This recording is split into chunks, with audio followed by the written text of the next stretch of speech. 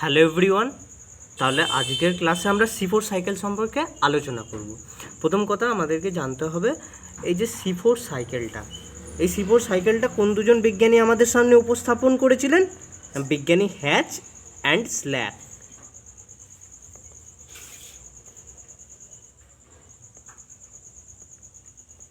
তাহলে বিজ্ঞানী hatch and slack এই দুজন বিজ্ঞানী আমাদের সামনে C4 সাইকেল প্রথম উপস্থাপিত করেছিলেন। তাই জন্য C4 সাইকেলকে আমরা হ্যাচ অ্যান্ড স্ল্যাক পাথওয়েও বলে থাকি। এবার C4 সাইকেলে হয় কি? কার্বন ফিক্সেশন হয়, মানে কার্বন ডাই অক্সাইড যুক্ত হয়ে অক্সালো অ্যাসিটিক অ্যাসিড প্রথম স্টেবল কম্পাউন্ড তৈরি করে। এই অক্সালো অ্যাসিটিক অ্যাসিড একটা 4 কার্বনযুক্ত কম্পাউন্ড, তাই জন্য এই সাইকেলটাকে C4 সাইকেল বলা হয়। C4 সাইকেল মানে এরকম ব্যাপার নয় যে সেখানে C3 সাইকেল হবে না। C3 সাইকেল সব প্ল্যান্টে হয়, সব প্ল্যান্টে C3 সাইকেল হয়। তার মানে C4 সাইকেলেতেও C3 সাইকেল হবে। তাহলে বোঝা গেল কেন C4 সাইকেলকে C4 সাইকেল বলা হচ্ছে। কারণ ফার্স্ট স্টেবল যে কম্পাউন্ডটা তৈরি হচ্ছে মানে অক্সালো অ্যাসিটিক অ্যাসিড, সেটা একটা 4 কার্বনযুক্ত কম্পাউন্ড, তাই জন্য এটাকে C4 সাইকেল বলা হয়। এবার কিছু C4 প্ল্যান্টের উদাহরণ যদি দিই, C4 প্ল্যান্টের উদাহরণ হচ্ছে সুগার কেন, মেইজ,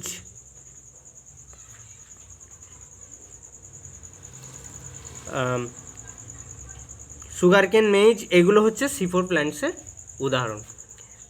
মানে হাই টেম্পারেচার যুক্ত অঞ্চলে আমরা C4 প্ল্যান্ট বেশিরভাগ পেয়ে থাকি, ঠিক আছে। এবার আমরা যদি দেখি যে C3 প্ল্যান্টের যে লিফ আর C4 প্ল্যান্টের লিফের মধ্যে ডিফারেন্সটা কোথায়, কী এমন ডিফারেন্স? ধরো আমি ক্রস সেকশন করছি, কোনটা? C3 প্ল্যান্টের লিফের আমি ধরো ক্রস সেকশন করছি। তাহলে কী আছে? ক্রস সেকশন করলে ক্রস সেকশনটা এইরকম অনেকটা। এটা কি? আপার এপিডার্মিস। আমি স্টোমাটা আঁকছি না, ঠিক আছে, স্টোমাটা আঁকছি না। এটা আপার এপিডার্মিস, এটা লোয়ার এপিডার্মিস।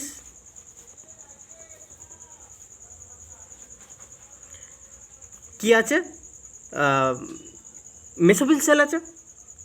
আপার এপিডার্মিস আর লোয়ার এপিডার্মিসের মাঝে কি আছে? মেসোফিল সেল আছে। দুটো ফর্মে পাবো, লম্বা লম্বা প্যালিসেড প্যারেনকাইমা পাবো, এরকম প্যালিসেড প্যারেনকাইমা পাবো। এটা C3 লিফের ক্রস সেকশন দেখছি আমরা, তাহলে লম্বা লম্বা আমরা প্যালিসেড প্যারেনকাইমা পেলাম। আর কি পাবো? ভাস্কুলার বান্ডিল পাবো, মানে জাইলেম ফ্লোয়েম ভাস্কুলার বান্ডিল পাবো। আর কি পাবো? স্পঞ্জি প্যারেনকাইমা পাবো, যার মাঝে এয়ার স্পেস থাকে, স্পঞ্জি প্যারেনকাইমা পেলাম। যদি আমরা C4 লিফের ক্রস সেকশন দেখি, C4 লিফের ক্রস সেকশনে এ আপার এপিডার্মিস, লোয়ার এপিডার্মিস, সেমভাবে এখানে ভাস্কুলার বান্ডিল আছে, জাইলেম ফ্লোয়েম। কিন্তু এই ভাস্কুলার বান্ডিলের চারিদিকে থিক ওয়াল্ড বা মোটা প্রাচীরযুক্ত এক প্রকার সেল আমরা পাবো। থিক ওয়াল্ড বা মোটা প্রাচীরযুক্ত এক প্রকার সেল আমরা পাবো, যেই সেলগুলোর মাঝে কোনো ইন্টারসেলুলার স্পেস থাকে না, কোনো ইন্টারসেলুলার স্পেস থাকবে না, থিক ওয়াল্ড, আর এরা গ্যাস এক্সচেঞ্জ পারমিট করে না। থিক ওয়াল্ড হওয়ার জন্য এরা গ্যাসকে এন্ট্রি বা গ্যাস এক্সচেঞ্জ হয় না আর কি। এই সেলগুলোর নাম কি? এই সেলগুলোর নাম হচ্ছে bundle sheath cell. Bundle sheath sell, এই বান্ডিল সিথ সেলের চারিদিকে আমরা কি পাবো? মেসোফিল সেল পাবো, এরকম মেসোফিল সেল পাবো।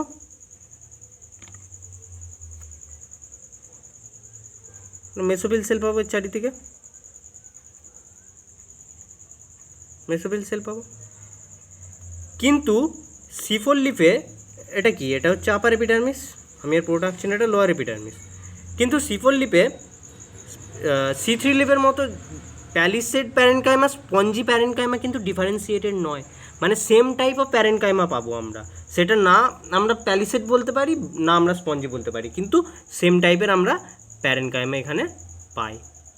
ডিফারেন্সিয়েশান নেই, প্যালিসেড আর স্পঞ্জি প্যারেনকাইমা এইরকম ডিফারেন্সিয়েশান নেই C4 লিফে, ঠিক আছে।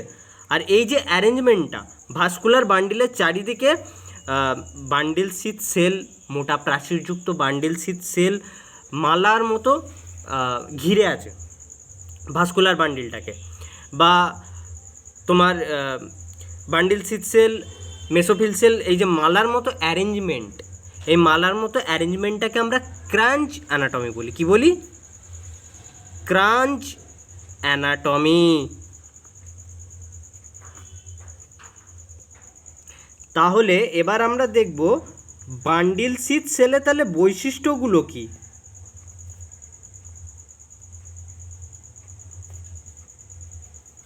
বান্ডিল শীত সেলের বৈশিষ্ট্যগুলো কি না, এই সেলে প্রচুর পরিমাণে ক্লোরোপ্লাস্ট থাকে। কি থাকে?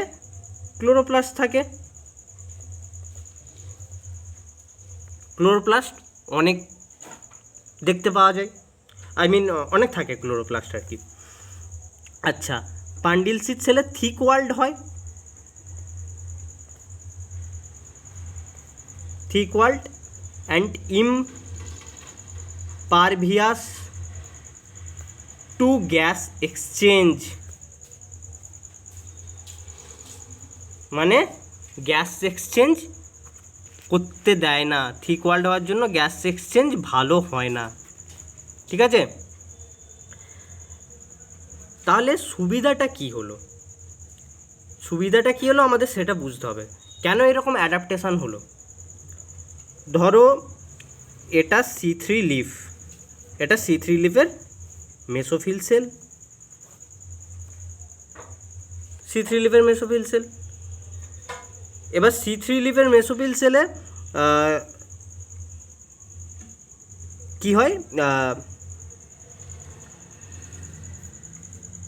গ্রানাল ক্লোরোপ্লাস্ট থাকে।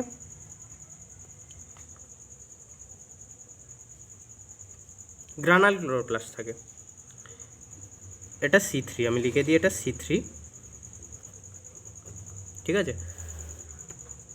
গ্রানাল ক্লোরোপ্লাস্ট থাকে, C3 মেসোফিল সেল, এরকম লিখে দিই মেসোফিল।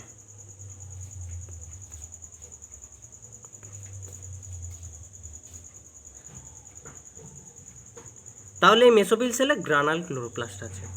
গ্রানাল ক্লোরোপ্লাস্ট আছে মানে কি? গ্রানাল ক্লোরোপ্লাস্ট মানে কি? নর্মাল ক্লোরোপ্লাস্ট মানে এখানে গ্রানা আছে, স্টোমা ল্যামেলি আছে। গ্রানাল ক্লোরোপ্লাস্ট আছে মানে ফটোসিস্টেম 1, ফটোসিস্টেম 2 দুটোই এখানে আছে। এবার ফটোসিস্টেম 2 যদি থাকে তাহলে লাইট রিয়াকশানে কি হবে? ফটোলাইসিস অফ ওয়াটার হবে। ফটোলাইসিস অফ ওয়াটার যদি হয় তাহলে ফটোসিস্টেম অক্সিজেন তৈরি হবে। এবার দেখো, ধরো টেম্পারেচার কোনো কারণে বেড়ে গেল, যদি টেম্পারেচার কোনো কারণে বেড়ে যায়, এটা C3 প্ল্যান্ট, ঠিক আছে। তাহলে C3 প্ল্যান্ট কী করবে? স্টোমাটা বন্ধ করে দেবে। স্টোমাটা বন্ধ করে দেবে। স্টোমাটা যদি বন্ধ করে দেয় তাহলে গ্যাস এক্সচেঞ্জ হচ্ছে না। স্টোমাটা কেন বন্ধ করছে? কারণ যাতে ওয়াটার লসটাকে প্রিভেন্ট করার জন্য, ওয়াটার লস কমানোর জন্য স্টোমাটাটাকে বন্ধ করে ফেললো। এবার স্টোমাটা যদি বন্ধ করে ফেলে তাহলে CO2 O2 এক্সচেঞ্জ হচ্ছে না, CO2 ভেতরে আসতে পারছে না, CO2 আসতে পারছে না ভেতরে। ভেতরে যে O2 ইভলভ হয়েছে ফটোলাইসিসের জন্য, ঠিক আছে, সেই O2টাও বাইরে বেরোতে পারছে না। তাহলে কি হবে? রুবিস্কো এনজাইমে সাহায্যে RUBPর সাথে O2 লেগে গিয়ে ফসফোগ্লাইকোলেট তৈরি করবে, ফটো রেসপিরেশনে এন্ট্রি নেবে। সেটা একদম প্ল্যান্টের জন্য ভালো নয়, কারণ এতে ATP লস হয়, কার্বন ডাইঅক্সাইড ইভলভ হয়, ঠিক আছে, একদমই সেটা ভালো না, ঠিক আছে। কিন্তু C4 প্ল্যান্টে একটা স্পেশাল মেকানিজম আছে। কীরকম স্পেশাল মেকানিজম না, আমরা যে ক্র্যাঞ্চ অ্যানাটমি পড়লাম, এখানে মেসোফিল সেল আর বান্ডিল শীত সেলকে পাশাপাশি দেখলাম। তো এখানে যে মেসোফিল সেল আছে, এটা ধরো C4, এটা C4, ঠিক আছে। মেসোফিল সেল, এখানে মেসোফিল সেলে আমরা কি পাবো না গ্রানাল ক্লোরোপ্লাস্ট পাবো।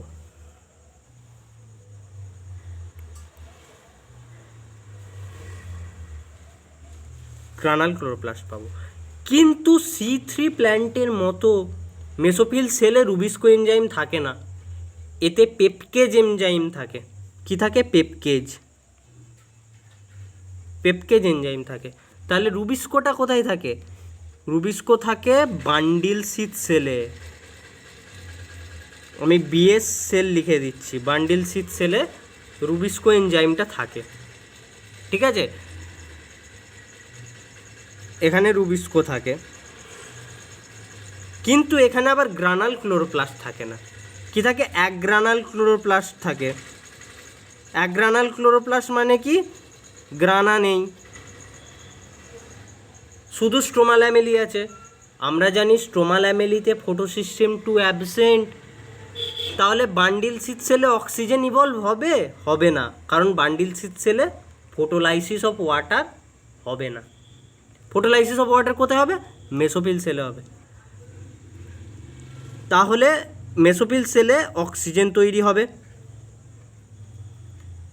এবার দেখো C4 প্ল্যান্ট যদি স্টোমাটা ক্লোজও করে নেয়, যদি স্টোমাটা বন্ধও করে নেয়, তাহলে অক্সিজেনটা কোথায় তৈরি হচ্ছে?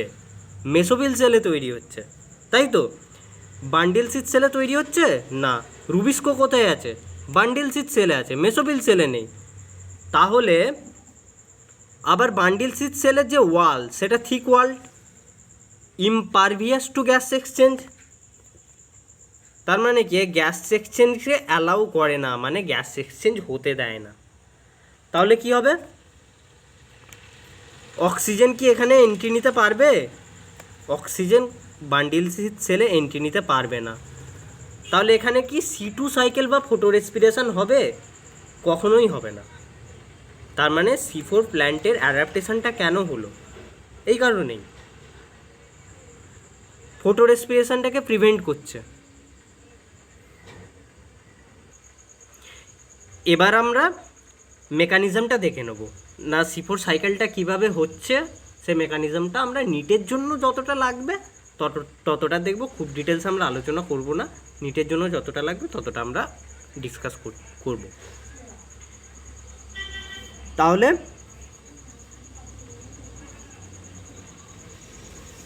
এটা কি? এটা মেসোফিল সেল।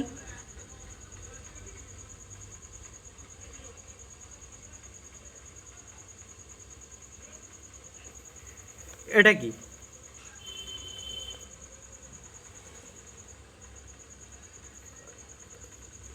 এটা মেসোফিল সেল, এটা bundle sheath cell.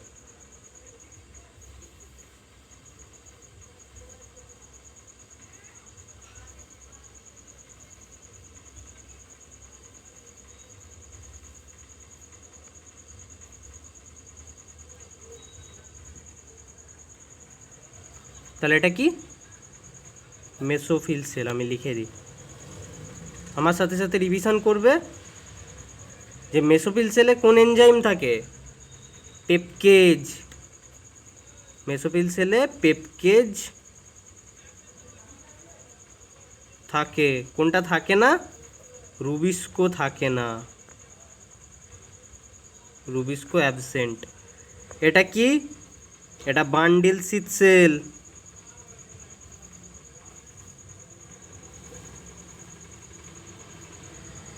Bundle sheath cell. Bundle sheath সেলে কি? ঠিক উল্টোটা, মানে রুবিস্কো থাকে, রুবিস্কো থাকে। কোনটা থাকবে না? পেপকেজ থাকবে না, পেপকেজ অ্যাবসেন্ট থাকবে। তাহলে এবার কি হবে? ফসফেনল পাইরুভেটের সাথে কার্বন ডাই অক্সাইডের যে ফিক্সেশান, কার্বন ডাই অক্সাইড এসে লাগবে, সহজ কথায় কার্বন ডাই অক্সাইড এসে লাগলো, কি তৈরি করলো? অক্সালো অ্যাসিটিক অ্যাসিড। কোন এনজাইমের সাহায্যে? পেপকেজ।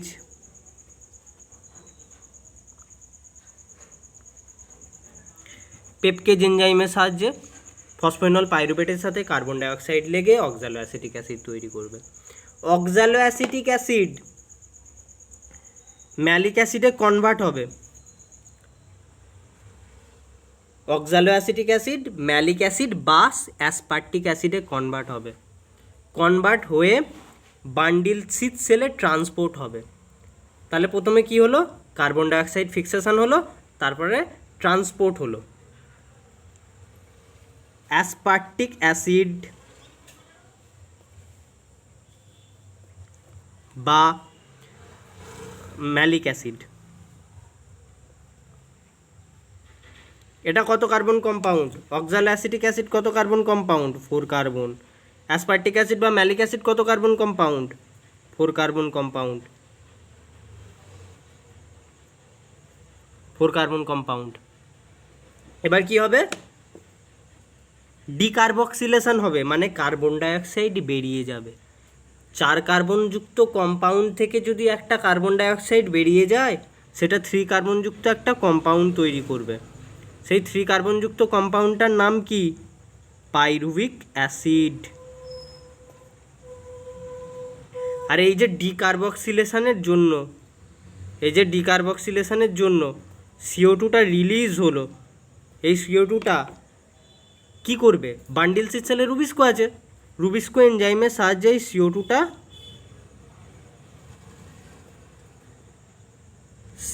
C3 সাইকেলে